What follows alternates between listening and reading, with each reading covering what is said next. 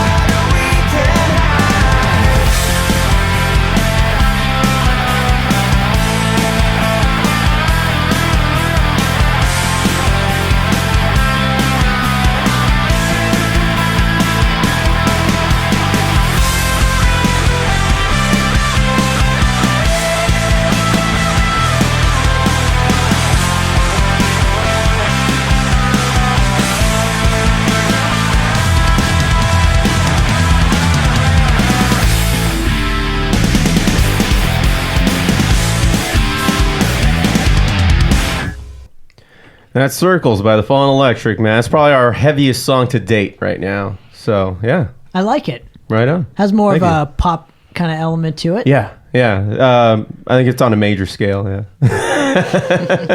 We didn't fuck with the minor scale with this song, but yeah, we were pretty happy with it, especially after this remix. So, pretty fucking happy to release this real soon. We're just going to work on a music video first. release it as a package. It's going to be a cool time. Anyway, enough about me, Tanner. Jesus Christ. I want to talk more about Madrost, going back over to Madrost, and we'll start with the first song that you asked me to play. It's off of the Charring the Rotting Earth album. This is the title track, Charring the Rotten Earth by Madrost. Let's take a listen.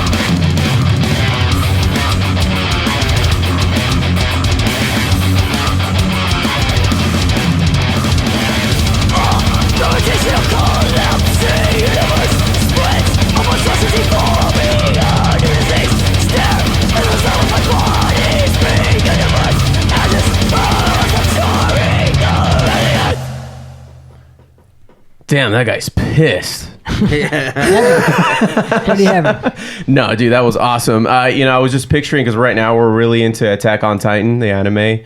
I was just picturing all the shit that goes down, like with this music backing it up. Cool. Yeah, it's really cool. Yeah. Oh yeah. Yeah, really Be a good good stuff. fan base to get into now. Oh yeah, especially with that kind of action happening on that show. Anyway, earlier in the segment, you were talking about how your label kind of assisted you with the release of these new reissues on vinyl. So, how important, or tell us more about your label. How have they helped you out and that kind of thing? So the label has really broadened the band in terms of getting us a whole new fan base. Mm-hmm. Because, excuse me, the No Life to Metal Records is a subsidiary of Rox Productions, which is primarily more of a Christian kind of label, which is awesome too. But No Life to Metal can get away with not releasing. It doesn't have to be Christian metal for them to release it. So it's run by a guy named Scott Waters, and then Bill Badford is the guy that runs Rox Productions. So it's like the dynamic duo, as I call them. Mm-hmm.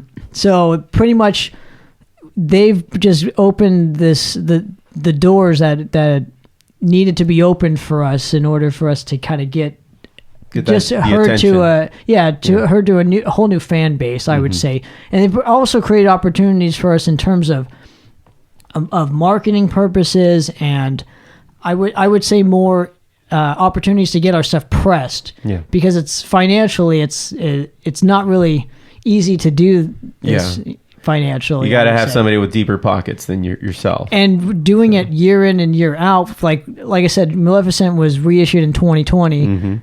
Or 2021, I'm sorry. So Charring was in 2020, Maleficent was in 2021, and then obviously Into the Aquatic Sector was this year.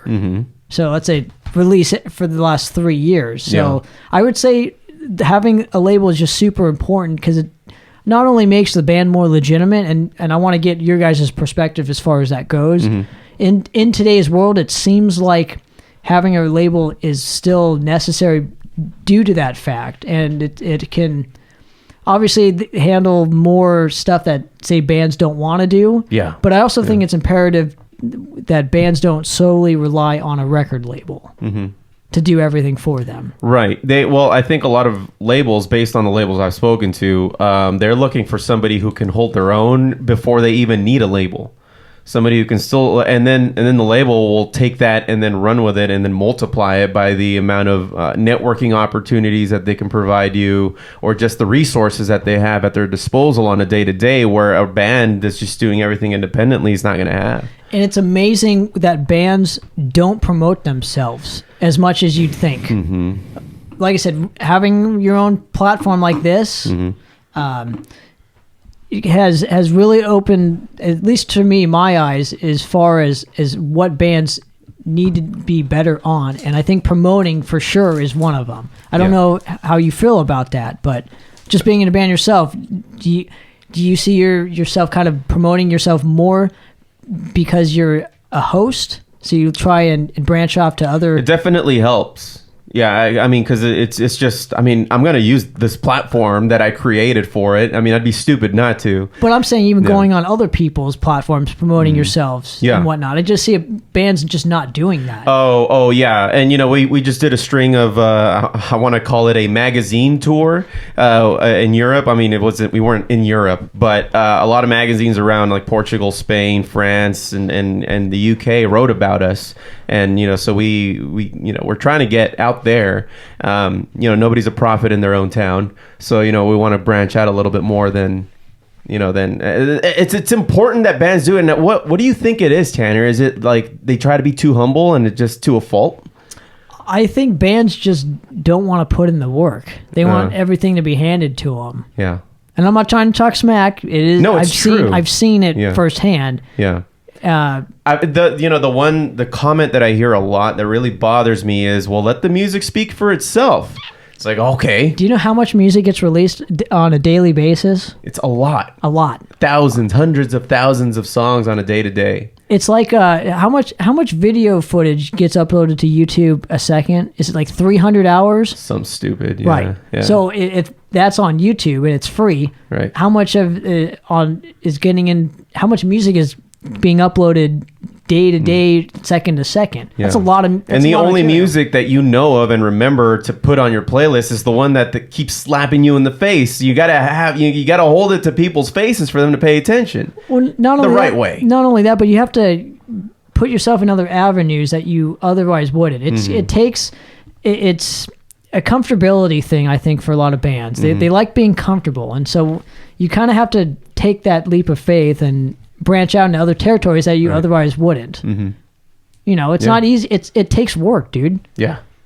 It's just like Cypress Hill said, it's a fun job, but it's still a job. It's a great song, too. Oh, yeah. Well, shit, man. Let's get into the next song here. This is off of Into the Aquatic Sector, the 2022 remastered Frozen Beneath the Snow. Yep, this is for Shannon Fry. Right on. Let's do it.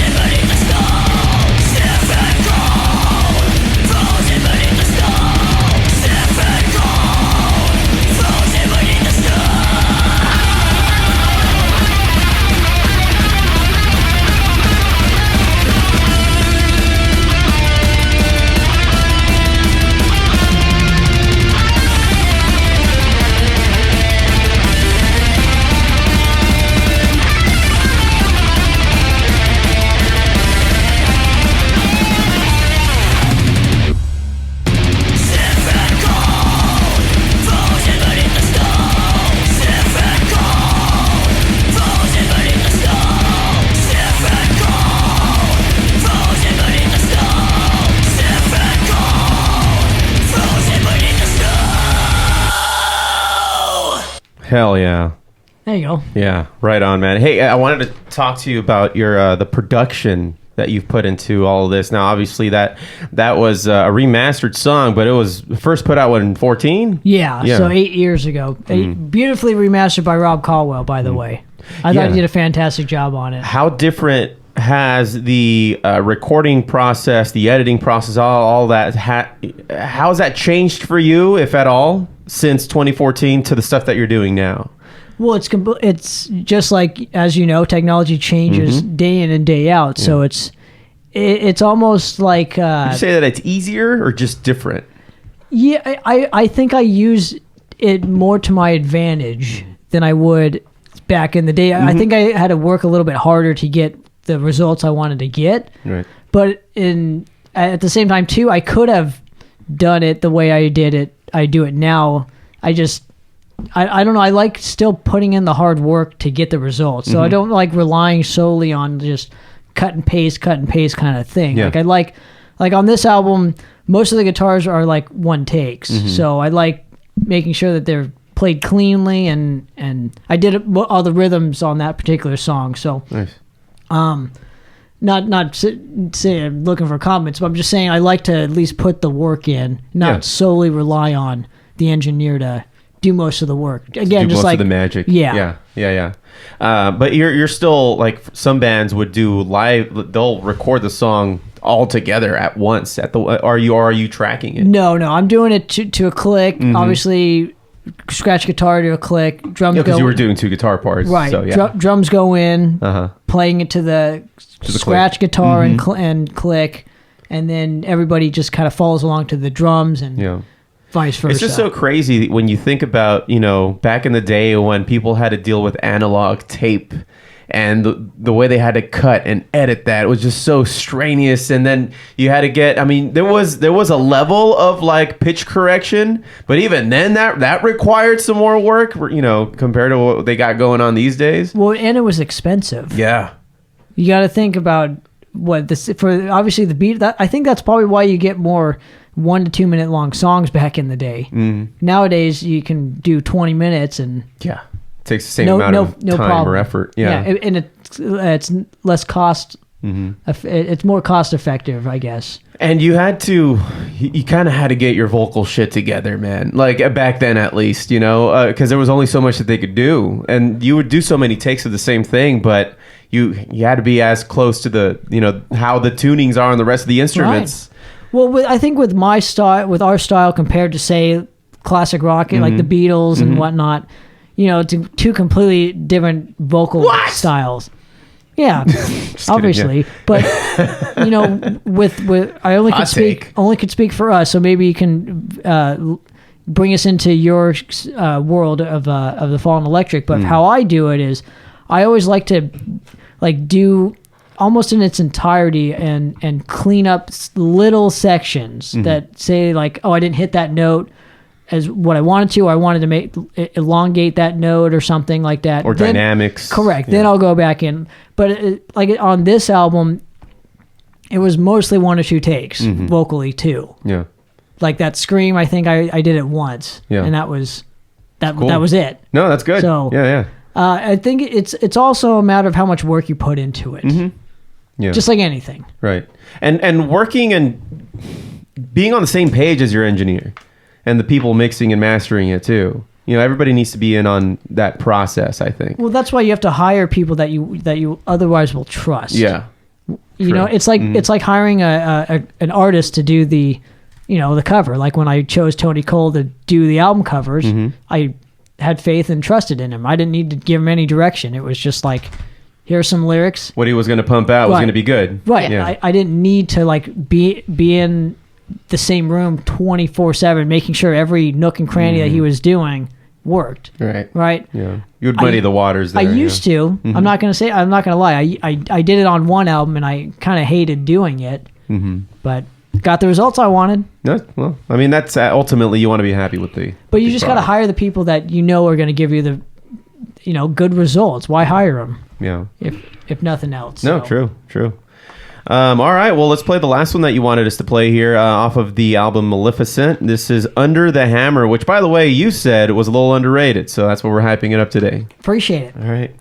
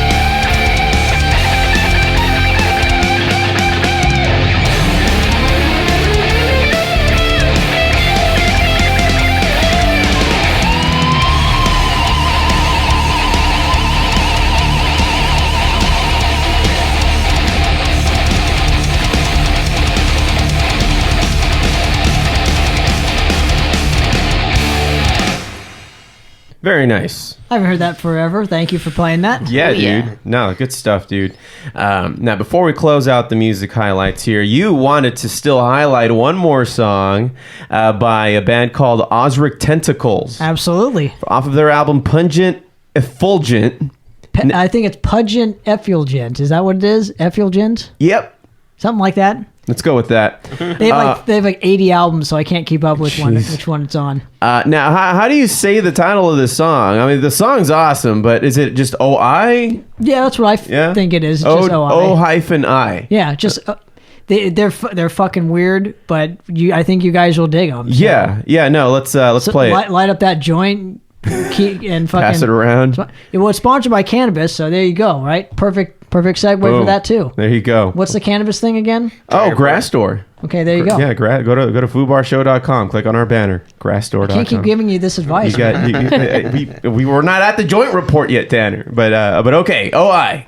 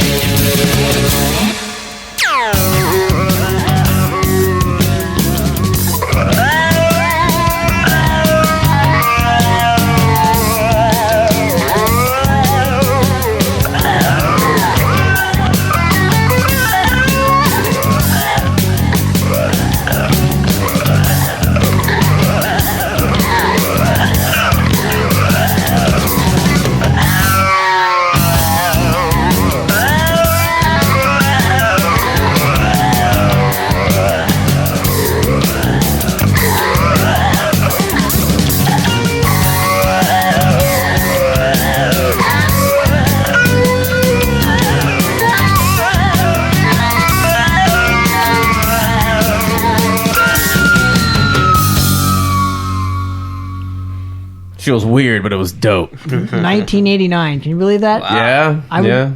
That means they had to do that to tape. Yeah. Oh shit!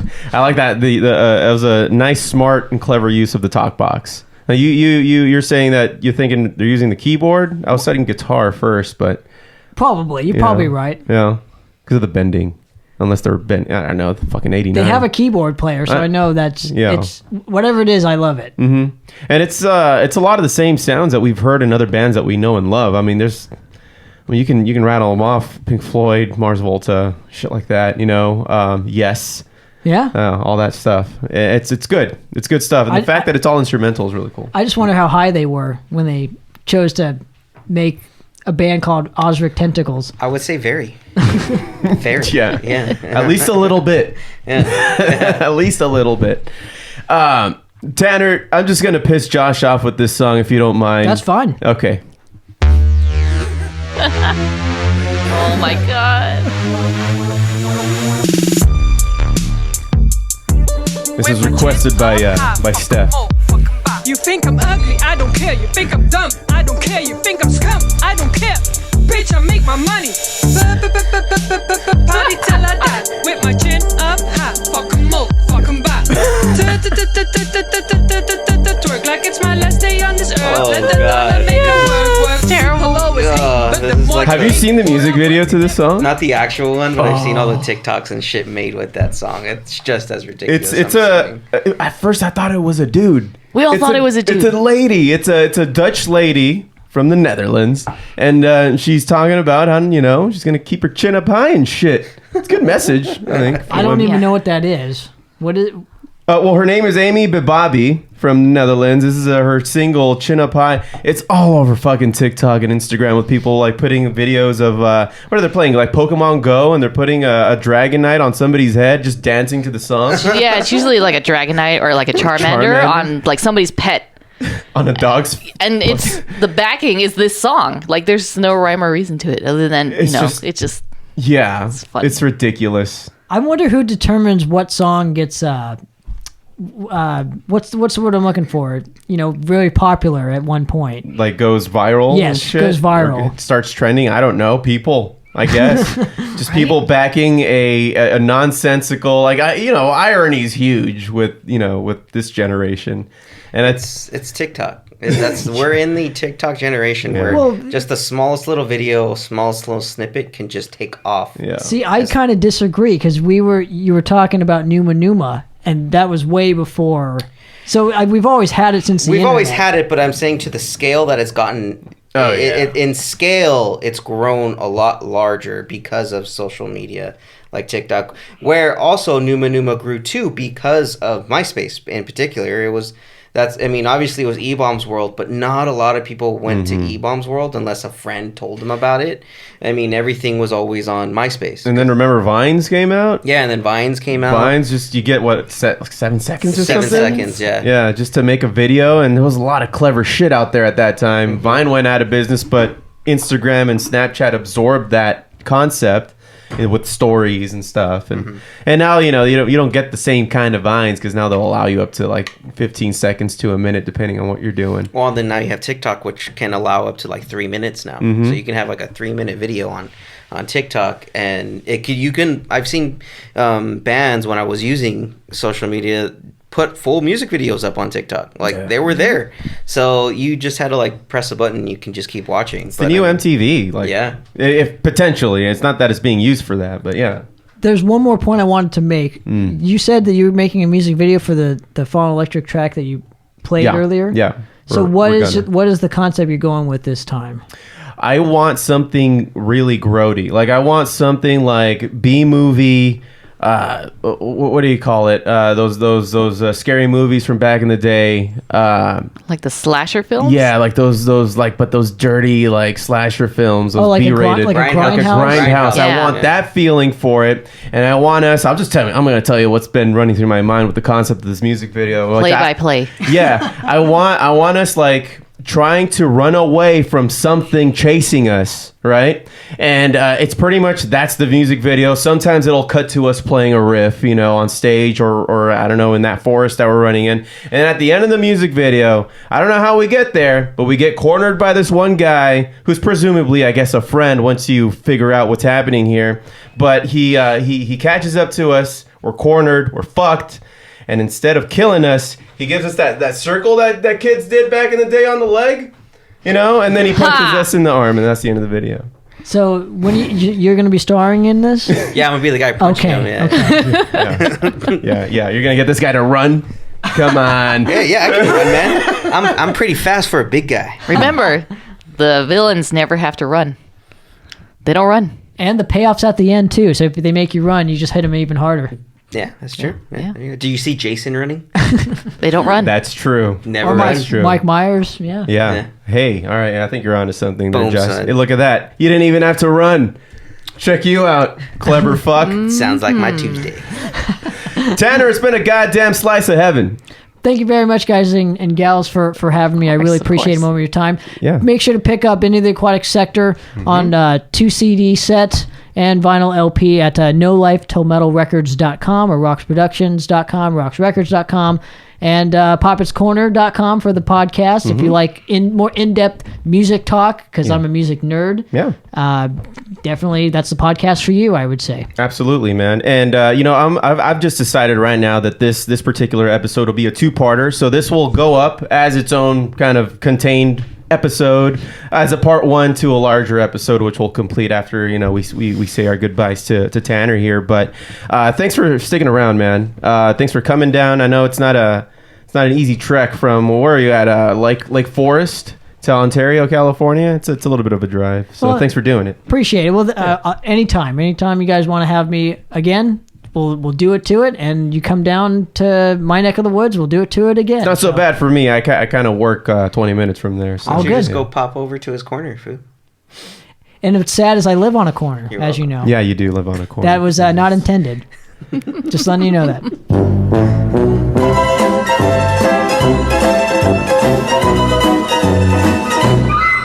Awesome. All right. Best show ever. Well, that's going to do it for the music highlights. Everybody stick around for Geeking Out. We'll be right back.